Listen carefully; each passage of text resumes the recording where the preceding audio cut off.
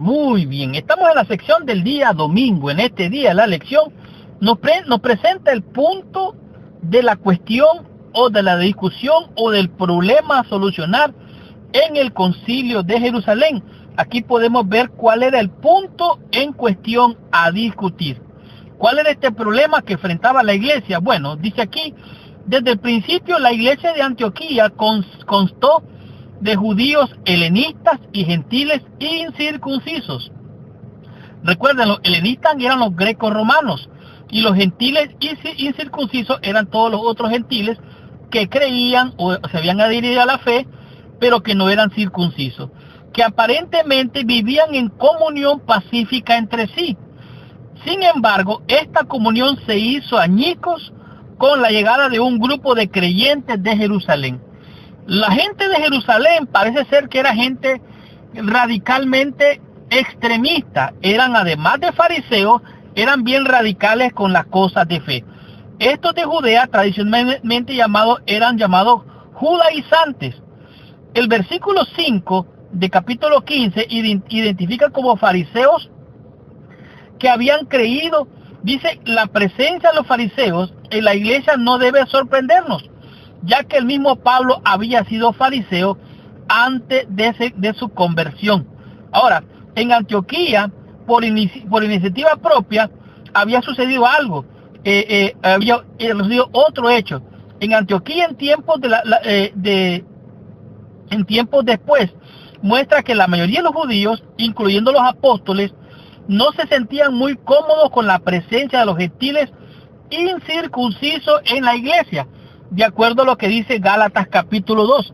Y vean lo que dice Hechos capítulo 15, versículo 1 al 5, dice: entonces algunos que venían de Judea enseñaban a los hermanos: si no os circuncidáis conforme al rito de Moisés, no podéis ser salvos. Como Pablo y Bernabé tuviesen una discusión y contienda no pequeña con ellos, se dispuso que subiese Pablo y Bernabé a Jerusalén, y algunos otros de ellos a los apóstoles y a los ancianos para tratar la cuestión. O sea, fueron a Jerusalén para reunirse, para tratar, para discutir, para buscar una solución. Versículo 3. Ellos pues, habiendo sido encaminados por la iglesia, pasaron por Fenicia y Samaria, contando la conversión de los gentiles, y causaban gran gozo a todos los hermanos. Y llegados a Jerusalén, fueron recibidos por la iglesia y los apóstoles y los ancianos, y refirieron todas las cosas que Dios había hecho con ellos. Obsérvense muy bien que ellos están enfocándose en la obra de Dios, lo que Dios está haciendo. Pero oiga lo que dicen los otros. Pero algunos de la secta de los fariseos que habían creído se levantaron diciendo: es necesario circuncidarlos y mandarles que guarden la ley de Moisés. Wow, esta gente realmente era radical. Esta gente realmente eran, podemos decir, mercenarios de la fe. ¿Por qué? Porque de una manera hostil asusaban a los miembros de la iglesia. Entonces, ellos realmente lo que hacían era presentar argumentos, un argumento muy sencillo. Era bastante sencillo. Dice: a menos que los gentiles se circuncidaran y guardaran todas las demás leyes ceremoniales judías, no podían salvarse. Es interesante que ellos creían que la salvación habría que hallarse dentro del pacto de Dios. Ahora, recuerde que Abraham creyó a Dios y le fue contado por justicia. Ahora, es cierto, Abraham recibió el pacto de la circuncisión, y para ser pueblo, el pueblo de Dios, de los descendencias de Abraham, todos tenían que ser circuncidados. Ese fue el pacto que Dios hizo con Abraham, para que ellos fueran la descendencia de Abraham, el pueblo de Dios. Esto fue el antiguo pacto, el pacto de la circuncisión. Ahora, todos aquellos que quisieran tomar, además del rito pascual, que quisieran tomar lo que nosotros conocemos como la Santa Cena en este entonces, antes se conocía como la Pascua. Y los que querían tomar la Pascua tenían que circuncidarse. Aunque no fueran del pueblo de Dios, ellos podían venir a ser adoptados como del pueblo de Dios, únicamente si se circuncidaban. Pero este era el pacto de Dios con Abraham, recuerden. Este estaba basado en algunas promesas del pacto. Ellos tenían que circuncidarse para ser el pueblo de Dios.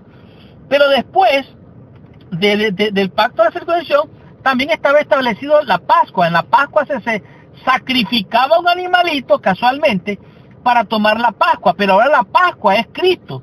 Y como la Pascua es Cristo, y los de la circuncisión ya no es nada la circuncisión, sino la circuncisión del corazón, entonces aquí es donde presenta ahora el nuevo enfoque del Evangelio en la señal del pacto. Según el antiguo pacto, el Antiguo Testamento, no había otra manera de llegar a ser parte del pueblo escogido de Dios, sino mediante la circuncisión. En resumen, los gentiles solo podían salvarse si primero se hacían judíos prosélitos. Los prosélitos eran gente que se unían a la fe, eran como quien dice nuevos miembros de la fe, nuevos miembros del pueblo de Dios, eran como bebés espirituales.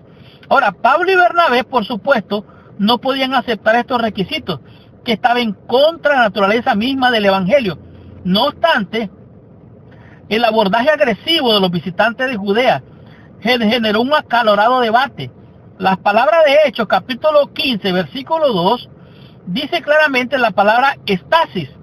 Esta palabra estasis tiene un sentido de conflicto o disensión, como dice aquí, no pequeña. En otras palabras, era un conflicto fuerte. El tema era demasiado importante para ser tratado solamente en el ámbito local. Ahora, amenazaba la unidad de la iglesia. La unidad de la iglesia estaba en juego. Entonces, ¿qué hicieron? Los hermanos decidieron enviar a Pablo y a Bernabé a Jerusalén para que llegaran a una solución sobre este punto de cuestión. Más adelante vamos a ver si es necesario circuncidarse o no. Porque en realidad, entonces, si no estamos circuncidados y los requisitos de los judíos era ser circuncidados para ser parte del pueblo de Dios, entonces quiere decir entonces que nosotros estaríamos fuera. ¿Qué significa esto? Bueno, estudiemos la lección en el día lunes y comprendamos qué nos dice en esta lección con el tema que es la circuncisión. Estudiemos la lección, descubramos nuestra bendición.